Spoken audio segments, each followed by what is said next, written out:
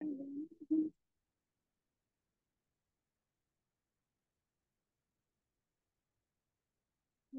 विष्णुपादाय कृष्णपृष्ठाय भूतले श्रीमते भक्तिवेदांत स्वामी नामिने नमस्ते सरस्वती देवे गौरवाणी प्रचारिणे निर्विशेषा शून्यवादे पाश्चात्य देशकारिणे वाञ्छाकल्पतरुभ्यश्च कृपा सिन्धुभ्यैव च पतितानां पावनेभ्यो वैष्णवेभ्यो नमो नमः।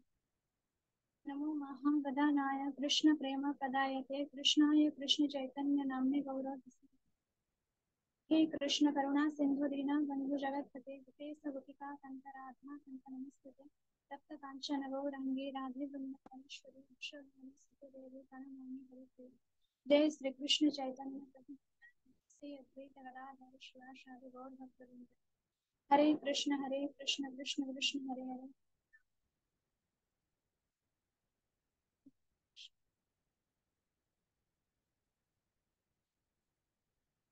प्रभु जी कहबी स्टार्ट करो। सेशन ने दीर्घ दिन धरी चली आसुवा जन्माष्टमी स्पेशल ओकेजन ने प्रभु जी मते कालिया दलन टॉपिक दे किछि कहिबाकू सुजोग देथिबार प्रभु जी को विशेष धन्यवाद। जो माने भी सेशन ने अंशग्रहण करछन्ती सेमानको मध्ये मो तरफ बहुत धन्यवाद। एते दिन धरी ए सेशन टी चली आस्तिले मध्ये सेमाने समस्त आग्रहर सहित धीरे धीरे ए सेशन ने आजिरा टॉपिक मध्ये सुनिया पई बसिछन्ती। मोर टॉपिक थिला कालिया दलन। कालिया दलन उपरे मु कहबाकू जाउछि जेमिते भागवतम रे कहै जायछि वयं तून विकृप्याम उत्तम श्लोक विक्रमे जशुन्नतं रस ज्ञानं स्वादु स्वादु पदे पदे। तो यार माने होछि भगवान को जो दिव्य लीला जे जते सुनिले भी ताको पदे पदे आनंद मिली थाए संतोष केवे मिली न थाए। भगवान कर दिव्य लीला वेद मंत्र रे जा वर्णना कराई छी समस्ते जे कहीं भी सुनो समस्ते पदे पदे आनंद अनुभव करते जिते शुणिले भी आग्रह बढ़ी चलता एमती स्त्रील सुखदेव गोस्वामी जिते बेले राजा परीक्षित को एमती गोटे गोटे करी लीला भगवान श्री कृष्ण वृंदावन रो आरंभ कर सबू लीला कही चलते से महाराज परीक्षित आग्रह अधिक रु अधिक बढ़ी चलता जमी पानी पीले मनीष को बहुत स्वाद से शोष फुलफिल हो जाए से बहुत खुशी मिले सेमती क्षुधा जमी पूर्ण हो जाए सेमती भगवान दिव्य नाम कीर्तन दिव्य लीला जिते आम श्रवण करूँ से भी आमर क्षुधा मेटिला परी आमको आहरी आनंद धीरे धीरे मिली चले। तो एमती से सुखदेव गोस्वामी धीरे धीरे महाराज परीक्षित को कहवाक चाहते कालिया दलन विषय। तो जमुना नदी में विराट ह्रदटे थिला जो कि कालिया नामक विराट सर्प बास करुला से सर्प कालिय एते क्रोधी एवं हिंस्र थिला जे तार तार बल तार एत विष ज्वाला बल निकटरे जहाँ भी सब गछ वृक्षलता एमती पक्षीटे भी जदि उड़ी जाऊला तलू पड़ मरी जाते गछटे भी बंची रहूना केवल गोटे गछ कदम्ब गछटे जो भगवान से डिया मारी जमुना ह्रद को जाते से गछटी को छाड़देले आ सबू गछ पत्र समस्ते किसी नाला दिने एमती गोचारण सारा भगवान सांग मानक नहीं जमुना नदीर मधुर जल पान करने जाते तो जमुना नदीर मधुर जल जिते से पान करने तो भगवान मित्र मैंने प्रथम गाई मान सहित जाई जमुना जल पान कर जानी ना जमुना जल बर्तमान कालियर विष जल पूरा विषय जर्जरित हो जाए तो से जमुना जल को पान कर हठात पान करने विष पानी पी दे मूर्छागत हो जाती मूर्छागत तो होना पाखापाखि मरी ही जाते किंतु तापरे भगवान जिते ये सब देखिले भगवान भगवान ये प्रदर्शन कर गो बालक गोप बालक मान मस्तक सुंदर भाव कण हस्तति को स्थापन कर समस्ते मूर्छागत जो होते उठी पड़ी भगवान जापर वर्तमान जमुना नदी विष ज्वाल जर्जरित हो जाए तेणुक वर्तमान शुद्ध करने पड़ो तेणुक भगवान सांगे सांगे कमर पट्टी भिड़ी कदम्ब गछ से कदम्ब गछ चढ़ी जाइछन्ति କୁହାଯାଉଛି ଯେ ଅନେକ ଯୋଗୀ ମାନଙ୍କର ମତ ଅଛି ଯେ ସେଇ କଦମ୍ବ ଗଛରେ ଆଗରୁ ବୋଧେ ଗରୁଡ କିଛି ଅମୃତ ଆଣି ରଖିଦେଇଥିଲେ, ଯଦ୍ୱାରା ସେ ଗଛ କେବଳ ସେଇ ଗଛଟି ହିଁ ବଞ୍ଚିଥିଲା, ଯାହା ଯୋଉଥିରୁ ଭଗବାନ ଯମୁନା ନଦୀକୁ ଡେଇଁଥିଲେ। ଅନ୍ୟ କୌଣସି ଗଛ ସେଠାରେ ବଞ୍ଚି ନଥିଲା। ତ ଭଗବାନ ସାଙ୍ଗେ ସାଙ୍ଗେ ତାଙ୍କ କମର ପାଟି ଭିଡି ଯମୁନା ନଦୀକୁ ଡେଇଁ ପଡିଛନ୍ତି। ଏଇ ସମୟରେ ଭଗବାନ ଏକ ମଦମତ୍ତ ହସ୍ତି ଭଳି, ବଳବାନ ହସ୍ତି ଭଳି ଯମୁନା ଜଳକୁ ଡେଇଁଥିବା ସମୟରେ ଯମୁନା ଜଳରେ ହାହାକାର ମଚି ଯାଇଛି। ତ ଯମୁନା ନଦୀ ଭିତରେ ଯୋଉ କାଳିଅ ରହୁଥିଲା, ସେ ଜାଣିପାରିଛି ଯେ ନିଶ୍ଚୟ ଯମୁନା ନଦୀ ଭିତରେ ବର୍ତ୍ତମାନ ଏକ ବିରାଟ ପଦାର୍ଥ କଣ ପଡିଯାଇଛି। ତ ଯେତେବେଳେ ସିଏ ଏମିତି କଥା ଜାଣିଛି, ସେ ବାହାରକୁ ଆସିବା ପାଇଁ ପ୍ରୟାସ କରିଛି। ତ ଏଇ ସମୟରେ ଭଗବାନ ସେ ଜଳରେ ଜଳ କ୍ରୀଡା କରୁଥିଲେ। ଏଇ ସମୟରେ କାଳିଆ ଆସିଛି ଏବଂ କୁହାଯାଇଛି ଯେ କାଳିଆ ବି କିଛି ସମୟ ପାଇଁ ଭଗବାନଙ୍କର ସୌନ୍ଦର୍ଯ୍ୟ ଦେଖି ମୋହିତ ହେଇଯାଇଛି। ତ ଭଗବାନଙ୍କର ଏତେ ସୌନ୍ଦର୍ଯ୍ୟର ଅଧିକାରୀ ଯେ ତାଙ୍କ ସୌନ୍ଦର୍ଯ୍ୟକୁ ମାନେ କାଳିଆ ବି ଦେଖି ଦେଖି ଆଶ୍ଚର୍ଯ୍ୟ ହେଇଯାଇଛି ଏବଂ ସିଏ କିଛି ସମୟ ପାଇଁ ତାର କ୍ରୋଧକୁ ଭୁଲି ଯାଇଛି। ତ କିଛି ସମୟ ପରେ ଯେହେତୁ ତାର ପ୍ରକୃତି ଜାତ ଗୁଣ ହଉଛି ସେ କ୍ରୋଧ ହିଂସା କରିବ, ତେଣୁକରି କିଛି ସମୟ ପରେ ସେ ତାର ପୁଣି କ୍ରୋଧକୁ ଧରି ବସିଛି ଏବଂ ଭାବିଛି ମୋର ଏଇ ଏରିଆରେ, ମୋର ଏଇ ସ୍ଥାନରେ ଇଏ କିଏ ଯିଏ ଆସି ମୋ ଆଗରେ ଏମିତି ଠିଆ ହେଇଛି। ତ ତାପରେ କାଳିଆ କିଛି ଭାବିବା ପୂର୍ବରୁ ଭଗବାନ କିଛି ଭାବିବା ପୂର୍ବରୁ କାଳିଆ କଣ କରିଛି ନା ସାଙ୍ଗେ ସାଙ୍ଗେ ତାର ଫାଶରେ, ତାର 1000 ଫଣାରେ ତାର ଫାଶରେ ଭଗବାନଙ୍କୁ ବାନ୍ଧିବା ପାଇଁ ଚେଷ୍ଟା କରିଛି। ତ ଭଗବାନଙ୍କୁ ଯେତେବେଳେ ସେ ବାନ୍ଧିବା ପାଇଁ ଚେଷ୍ଟା କରିଛି, ଏଇ ସବୁ କଥା ଧୀରେ ଧୀରେ ବୃନ୍ଦାବନ ବାସୀଙ୍କ ନିକଟରେ ପହଞ୍ଚିବାକୁ ଲାଗିଲାଣି। ବୃନ୍ଦାବନର ପ୍ରତାର ଭଗବାନଙ୍କର ଯୋଉ ଗୋପ ବାଳକ ମାନେ ତାଙ୍କ ସାଙ୍ଗରେ ଆସିଥିଲେ, ସେମାନେ ସାଙ୍ଗେ ସାଙ୍ଗେ ଏଇ ଖବର ନେଇ ଯଶୋଦା ମାତା ଏବଂ ନନ୍ଦ ରାଜାଙ୍କ ନିକଟରେ ପହଞ୍ଚି ଯାଇଛନ୍ତି। ତ ଯେତେବେଳେ ଏଇ ସବୁ କଥା ଯଶୋଦା ମା ଏବଂ ନନ୍ଦ ବାବା ଶୁଣିଛନ୍ତି, ସେମାନେ ସ୍ୱାଭାବିକ ଭାବେ ସେମାନଙ୍କର ବାତ୍ସଲ୍ୟ ମମତା ଯୋଉ ଭଗବାନଙ୍କ ପ୍ରତି ଥିଲା, ସେମାନେ ଦୁଃଖରେ କାନ୍ଦି ଦୁଃଖାଭିଭୂତ ହେଇଯାଇଛନ୍ତି। ତାଙ୍କର ଆଖିରୁ ଲୋତକ ବର୍ଷିବାକୁ ଆରମ୍ଭ କଲା, ତାଙ୍କର ଓଠ ମୁହଁ ପୁରା ଶୁଷ୍କ ପଡିଗଲା। ସେ ସାଙ୍ଗେ ସାଙ୍ଗେ ଭଗବାନଙ୍କୁ ଖୋଜି ଖୋଜି, ଭଗବାନଙ୍କର ପାଦ ଚିହ୍ନକୁ ଖୋଜି ଖୋଜି ଯମୁନା ନଦୀ ବି ଆସିବାକୁ ଚେଷ୍ଟା କରିଛନ୍ତି। ତ ଯେତେବେଳେ ଯମୁନା ନଦୀକୁ ଆସିଛନ୍ତି, ସେତେବେଳେ କେବଳ ବଳରାମଜୀଙ୍କୁ ଛାଡିଦେଲା ପରେ ଆଉ ସମସ୍ତେ ପାଖାପାଖି ମୂର୍ଚ୍ଛାଗତ ଅବସ୍ଥାରେ ପହଞ୍ଚି ସାରିଲେଣି। ବଳରାମ ଜୀ ଜାଣିଥିଲେ ଯେ ତାଙ୍କ ଭାଇ ସବୁଠାରୁ ଶକ୍ତିଶାଳୀ, ସେ ପରମ ପୁରୁଷ ଭଗବାନ, ତେଣୁକରି ସେ କେବେ ବି ଏମିତି କାଳିଆ ସର୍ପଠାରୁ ସହଜରେ ହାର ମାନିବା ଲୋକ ନୁହେଁ। ତ ଯେତେବେଳେ ଏଇ ସବୁ ଉତ୍ପାଦନ କରି ବଳରାମ ଜୀ ସର୍ବଦା ନନ୍ଦ ବାବା ଏବଂ ତାଙ୍କ ବୃନ୍ଦାବନର ସମସ୍ତ ବାସୀଙ୍କୁ ଅଟକେଇବା ପାଇଁ ଚେଷ୍ଟା କରୁଥିଲେ ଯେ ସେମାନେ ଯେମିତି ଯମୁନା ନଦୀ ମଧ୍ୟରେ ଏଇ ସମୟରେ କଦାପି ପ୍ରବେଶ ନ କରନ୍ତି। ଏଇ ସମୟରେ ଯଶୋଦା ମାତା ଭଗବାନଙ୍କ ପ୍ରତି ଏତେ ଗଭୀର ସ୍ନେହ ଭାବରୁ ସେ ଧୀରେ ଧୀରେ ମୂର୍ଚ୍ଛାଗତ ହେବା ପାଇଁ ଆରମ୍ଭ କଲେ। ଏତେ ପ୍ରଗାଢ ଭଲ ପାଇବା ଥିଲା ଯେ ଭଗବାନଙ୍କ ପ୍ରତି ସେମାନଙ୍କୁ ପାଖାପାଖି ତ୍ରିଭୁବନ ଶୂନ୍ୟ ଦେଖାଗଲା। ସେମାନେ ଭାବିଥିଲେ ଯେ କୃଷ୍ଣ ବ୍ୟତିରେକ ଯେ ଆଉ ଏ ଜଗତରେ କିଛି ନାହିଁ, ଯାହାକୁ କି ଆମର ଶ୍ରୀ ଚୈତନ୍ୟ ମହାପ୍ରଭୁ ମଧ୍ୟ କହିଛନ୍ତି ଯେ ୟୁଗାଇତଂ ନିମେଷେନ ଚକ୍ଷୁଷା ଭ୍ରାଭିଷାୟିତଂ ଶୂନ୍ୟାୟିତଂ ଜଗତ୍ ସର୍ବଂ ଗୋବିନ୍ଦା ବିରହେ। ଶ୍ରୀ ଚୈତନ୍ୟ ମହାପ୍ରଭୁ ମଧ୍ୟ କହିଛନ୍ତି ଯେ କୃଷ୍ଣ ବ୍ୟତିରେକେ ତାଙ୍କୁ ତ୍ରିଭୁବନ ଶୂନ୍ୟ ଦେଖାଯାଉଛି। ହେ ଗୋବିନ୍ଦ, ଆପଣଙ୍କର ବିନା ଏ ଜଗତରେ ଯେମିତି କିଛି ହିଁ ନାହିଁ। ତ ଏହା ହିଁ ହଉଛି ପ୍ରକୃତରେ କୃଷ୍ଣ ଚେତନାର ଉଚ୍ଚତମ ସ୍ତର, ଯାହାକି ପାଖାପାଖି ବୃନ୍ଦାବନର ସମସ୍ତେ ହିଁ ଏଇ ଭାବରେ ହିଁ ପହଞ୍ଚି ଯାଇଥିଲେ। ତ ଏଇ ସମୟ ଏହିପରି ଭାବରେ ଭଗବାନ ପାଖାପାଖି 2 ଘଣ୍ଟା କାଳିଆ ଫାଶରେ ଫସି ରହିଲେ। ଭିତରେ ଭଗବାନ ଦେଖିଲେ ଯେ ବୃନ୍ଦାବନ ବାସୀ ମାନେ ପାଖାପାଖି ମୂର୍ଚ୍ଛାଗତ ହେଇଗଲେଣି, ସେମାନଙ୍କର ଲୋତକ ପାଖାପାଖି ତାଙ୍କର ଆଖିରୁ ସରି ହିଁ ଗଲାଣି। ତ ଭଗବାନ ଚାହିଁଲେ କି ବର୍ତ୍ତମାନ କାଳିଆ ଫାଶରୁ ସେ ମୁକ୍ତ ହେବେ ଏବଂ କାଳିଆକୁ ଦଳନ କରିବେ। ତ ଏଇ ସମୟରେ ଭଗବାନ ତାଙ୍କର ଭଗବାନତ୍ୱ ପ୍ରଦର୍ଶନ କରି ନିଜ ଶରୀରକୁ ବିସ୍ତୃତ କରିବାରେ ଲାଗିଛନ୍ତି। ତ ଭଗବାନ ତାଙ୍କ ଶରୀର ବିସ୍ତୃତ କରି ଧୀରେ ଧୀରେ ଏତେ ବିସ୍ତୃତ କଲେ ଯେ କାଳିଆ ଆଉ ତାଙ୍କ ଫାଶରେ ଭଗବାନଙ୍କୁ ବାନ୍ଧି ପାରିଲାନି। ଭଗବାନଙ୍କୁ ଯେତେବେଳେ ସେ ବାନ୍ଧି ପାରିଲେନି, ସେ ଅନୁଭବ କଲେ ଯେ ଇଏ ଏମିତି କଣ ହେଇଯାଉଛି, ଏତେ ଶକ୍ତିଶାଳୀ କେମିତି ହେଲା। ତ ତାପରେ ଭଗବାନ ସେଥିରୁ ମୁକ୍ତ ହେଇଯାଇଛନ୍ତି ଏବଂ କାଳିଆ କ୍ରୋଧରେ ତାର ପାଟିରୁ ବିଷ ଜ୍ୱାଳା ସବୁ ବାହାର କରିବାକୁ ଲାଗିଛି। ବିଷ ବାହାର କଲା ପରେ ଅଗ୍ନି ଏମିତି ସବୁ ନିର୍ଗତ କରିଛି ଏବଂ ଭଗବାନ ସେତେବେଳେ କଣ କରିଛନ୍ତି ନା, ଭଗବାନ ସେତେବେଳେ ଗୋଟେ ବୃତ୍ତାକାର ଗତିରେ କାଳିଆ ପଛରେ ଦୌଡିବାକୁ ଲାଗିଲେ। ଯେତେବେଳେ ଏମିତି ଭଗବାନ ଦୌଡିବାକୁ ଆରମ୍ଭ କଲେ, ସେତେବେଳେ କାଳିଆ ଆଉ ତାର ସବୁ ଜ୍ଞାନ ଭୁଲିଗଲା, ସବୁ ବୁଦ୍ଧି ଭୁଲି ଯାଇକି ସିଏ ମଧ୍ୟ ଭଗବାନଙ୍କୁ କେବଳ ମାରିବା ଲାଗି ଭଗବାନଙ୍କ ପଛପଟେ ଭୁଲି ଚାଲିଲା। ହେଲେ ସେ ଜାଣିନଥିଲେ ଯେ ଭଗବାନ ପରମ ପୁରୁଷ ଭଗବାନ ନା, ତେଣୁକରି ସେ ବୁଲି ଚାଲିଲା। ଭଗବାନ ବି ଏମିତି ଦୌଡି ଚାଲିଲେ। ହେଲେ ଭଗବାନଙ୍କର ତ ଅମାପ ଶକ୍ତି ଅମାପ ବଳ, ସେ ସେମିତି ବୁଲି ଚାଲିଲେ କିନ୍ତୁ କାଳିଅ ତାଙ୍କୁ ପାରିଲେନି। କାଳିଅ ଏମିତି ବହୁତ ଥର ବୁଲିଲା ପରେ ତାର ସମସ୍ତ ଶକ୍ତି ପାଖାପାଖି ହ୍ରାସ ପାଇଲା ଏବଂ ସେ ଆଉ ବୁଲି ପାରିଲାନି, ଥକି ପଡିଲା। ତ ଏଇ ଥକି ପଡିବା ଅବସ୍ଥାରେ ଭଗବାନ ତାହାର ସୁଯୋଗ ନେଇ ଭଗବାନ ତାର ଫଣାକୁ ନିଜର କବଳିତ କରି ତାର ମସ୍ତକ ଉପରକୁ ଡେଇଁ ପଡିଲେ। ତାର ମସ୍ତକ ଉପରୁ ଯାଇପାରି ଭଗବାନ ଗୋଟେ ପରେ ଗୋଟେ ମସ୍ତକ ତାର ଫଣା ଉପରେ ଚଢି ତାର ସବୁ ଫଣାକୁ ପାଖାପାଖି ଦମନ ହିଁ କରିଦେଲେ। ଏଇପରି ଯେତେବେଳେ ଲୀଳା ଚାଲିଥିଲା ବୃନ୍ଦାବନର ସମସ୍ତ ବାସୀ ହାହାକାର ପୁରା ଖୁସିରେ ପୁରା ବହୁତ ଖୁସି ହେଇଯାଇଥିଲେ ଯେ ତାଙ୍କ ପ୍ରିୟ କୃଷ୍ଣ କେତେ ସୁନ୍ଦର ଭାବରେ ତାର କାଳିଆର ଫଣା ଉପରେ ନୃତ୍ୟ କରିବା ପାଇଁ ଆରମ୍ଭ କରିଛି। ତ ଭଗବାନ ଏଇଭଳି ଭାବରେ କାଳିଆର ଫଣା ଉପରେ ଚଢିଯାଏ ତା ସେଠି ନୃତ୍ୟ କରିବା ପାଇଁ ଆରମ୍ଭ କଲେ। ଏତେ ସୁନ୍ଦର ନୃତ୍ୟ କରିଥିଲେ ଯେ ଦେବଲୋକର ଅଧିବାସୀ ମାନେ ଗନ୍ଧର୍ବ ମାନେ ସମସ୍ତେ ଭଗବାନଙ୍କ ଉପରେ ପୁଷ୍ପ ବର୍ଷଣ କରିବା ପାଇଁ ଆରମ୍ଭ କରିଦେଲେ।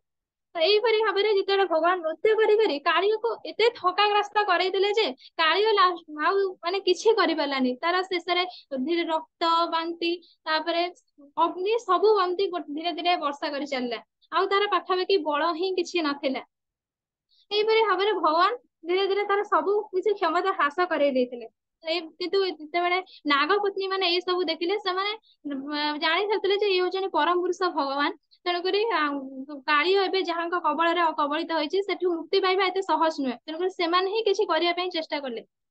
ତ ଏଇ ସମୟରେ ଏଠି ଭାଗବତମରେ ଗୋଟେ ସୁନ୍ଦର ଶ୍ଲୋକଟିଏ କୁହାଯାଇଛି ଯେ ଭଗବାନଙ୍କର ନୃତ୍ୟ ବିଷୟରେ। ମୁଁ ଟିକେ ସେୟାର କରିବା ପାଇଁ ଚାହିଁବି।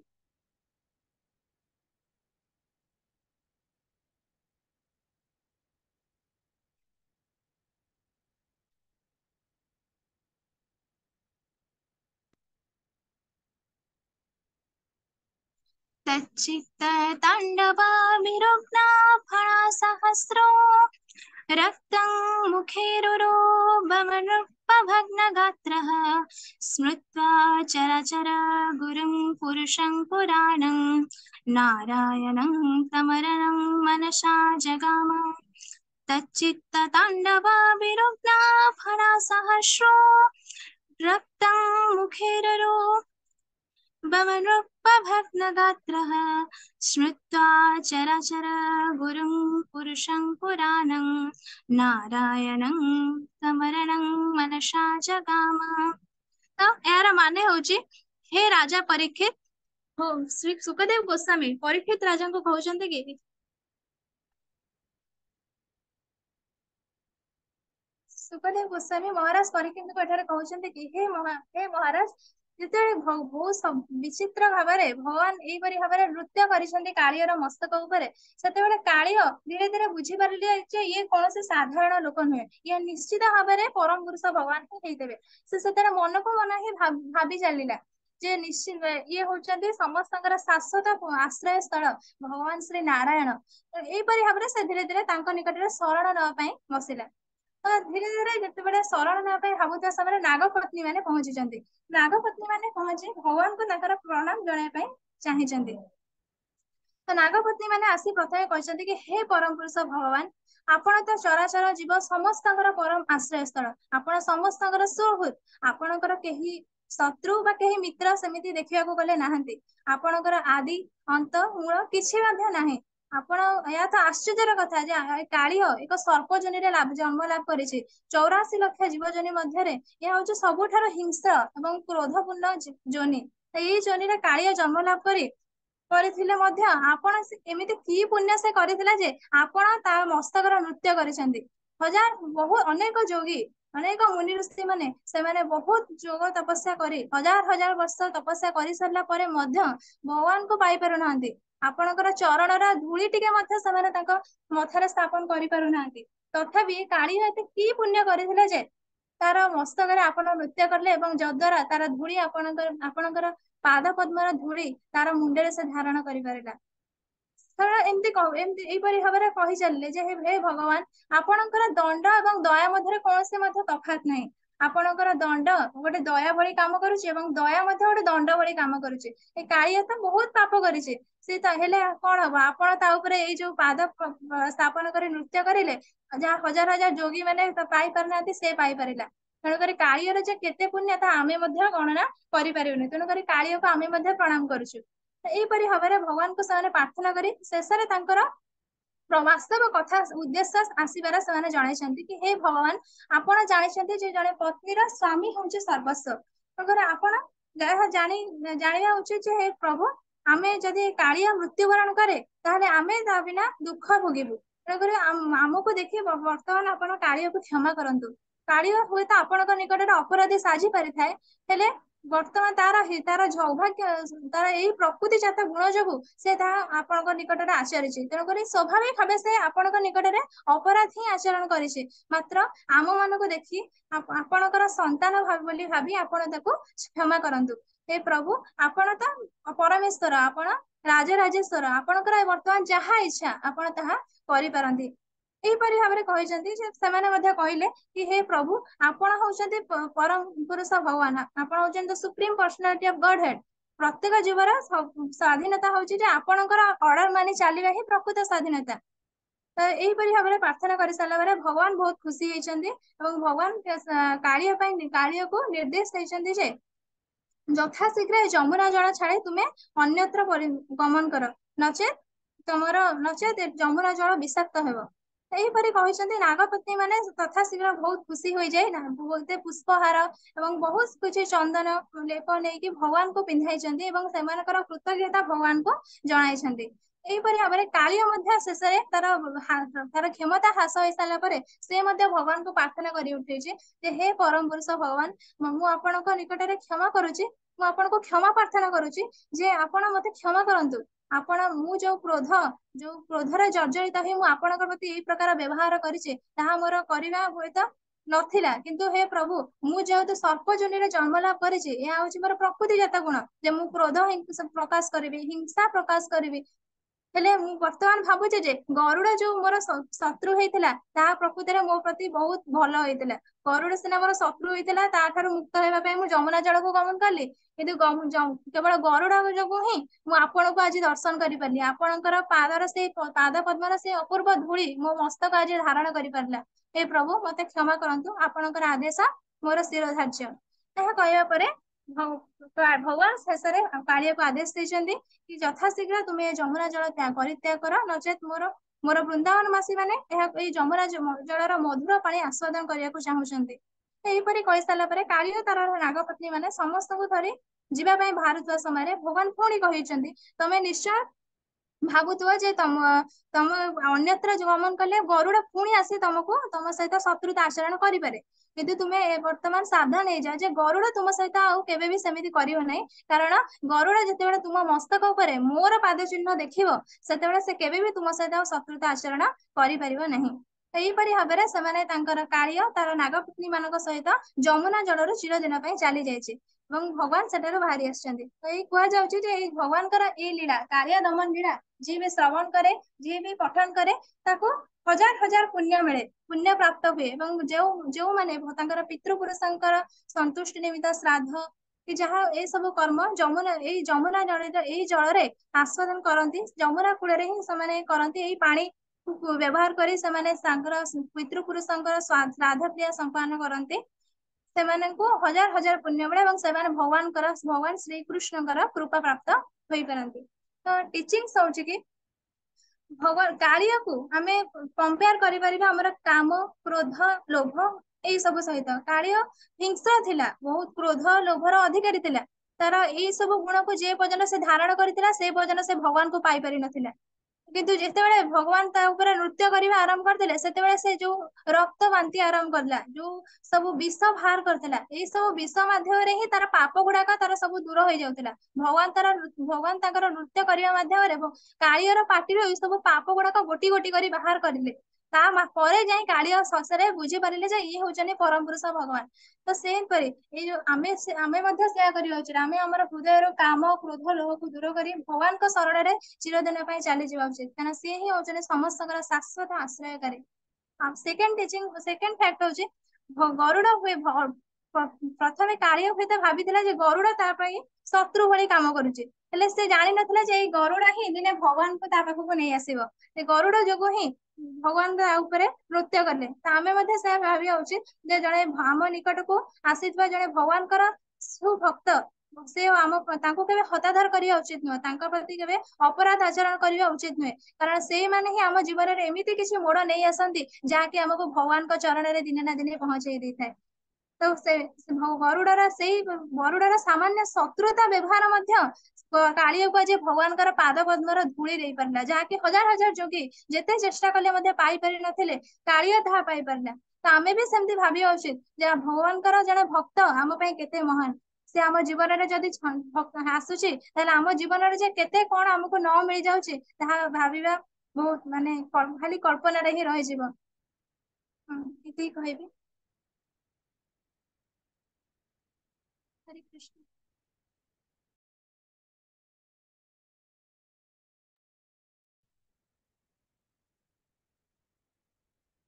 हरे कृष्ण। आयुष माता जी बहुत सुंदर भाव में काली दमन लीला हम समस्त शेयर कर।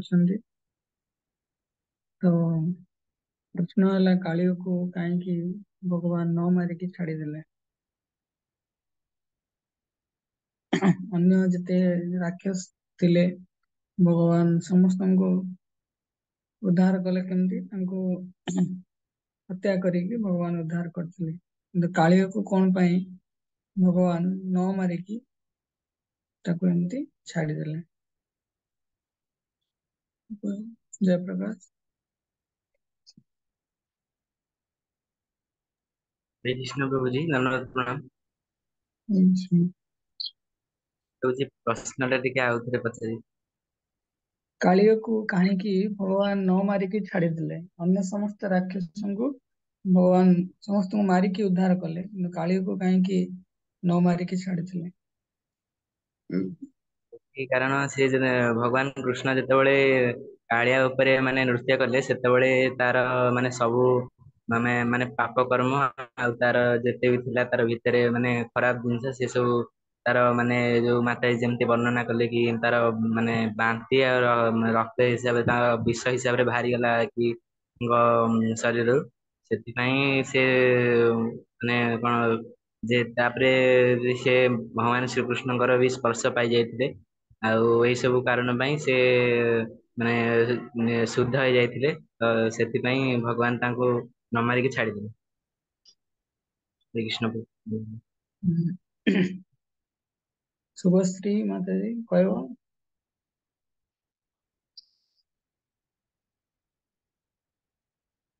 अनम्यूट करी कह।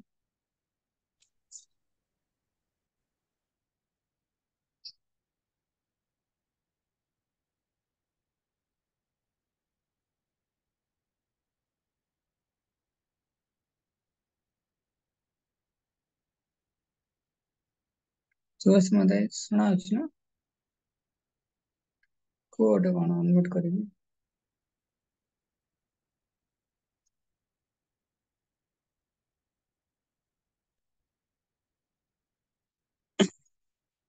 तुम भावुता मुझे वर्षा।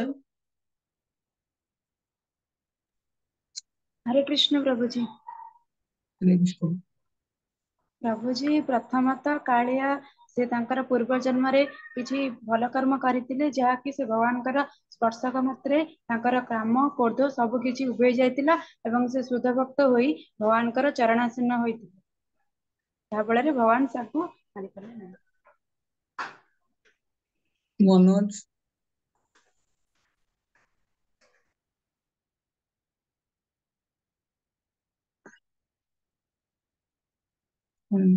पुत्तु माता जी की पुत्तु प्रभु जी ना माता जी की जना पड़े पुत्तु का ना। हरे कृष्ण प्रभु जी मु आज नुआ जॉइन करी छी। कोटु करछंदी बाणाकुंड केंद्रापड़ा। काटु लिंक पाइले आज्ञा एली दीदी ठारू मृत्यु रेखा दीदी। ठीक अछि। सुस्मिता कहू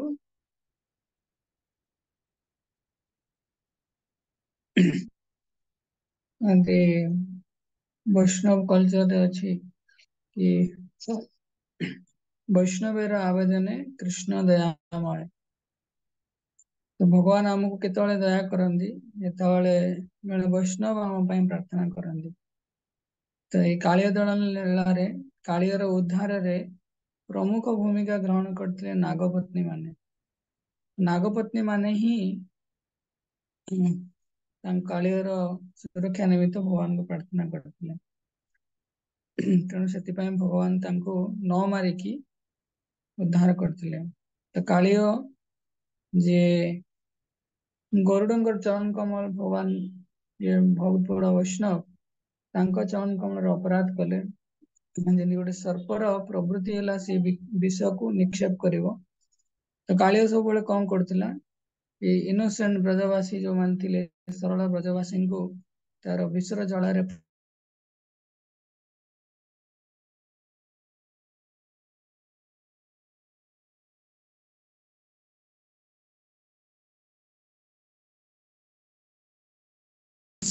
ନିନ୍ଦା କରିବା କି ଆମର ମାଲିସିୟସ୍ ଇଣ୍ଟେନସନ ଖରାପ ମନୋଭାବ, ତ ଏସବୁ ଜିନିଷକୁ ପ୍ରତୀକ କରାଏ। ତେଣୁ ଭଗବାନ ଜଣେ ବୈଷ୍ଣବର ସହାୟତାରେ ହିଁ ଆମେ ଏଇ ସବୁ ପ୍ରକାରର ଯୋଉ ଚେତନା ଅଛି ସେଥିରୁ ପ୍ରଦୂଷିତ ଚେତନା ଅଛି ସେଥିରୁ ମୁକ୍ତ ହେଇପାରିବା। ତେଣୁ ପୁରା ସାରା କୃଷ୍ଣ ଲୀଳାରେ ଭଗବାନ ଏଇ କାଳିୟକୁ କେବଳ ଉଦ୍ଧାର କଲେ, ତାକୁ ମାରିଲେନି। ତେଣୁ ଜଣେ ବୈଷ୍ଣବଙ୍କର ଅନୁକମ୍ପା ହେଲେ ଆମେ ଭକ୍ତି ମାର୍ଗରେ ଦୃଢ ହେଇକି ପ୍ରବେଶ କରିବା। ଆଉ ସେତିକି ଆମ ଭିତରେ ଅନ୍ୟକୁ ଦୋଷ ଦେଖିବାର ପ୍ରବୃତ୍ତି ଆସିବନି। ହରେ କୃଷ୍ଣ। ସେ ଧନ୍ୟବାଦ ଶ୍ରୀମତୀଙ୍କୁ ସୁନ୍ଦର ଭାବରେ ଉପସ୍ଥାପନ କରିଥିଲେ। ତ ଏବେ ଆମେ ଶ୍ରବଣ କରିବା ଆଉ ଜଣେ ଡିଭୋଟିଙ୍କ ଠାରୁ ଧରିତ୍ରୀ ମାତାଜୀ। हरे कृष्णा। श्री प्रभुपाद की जय।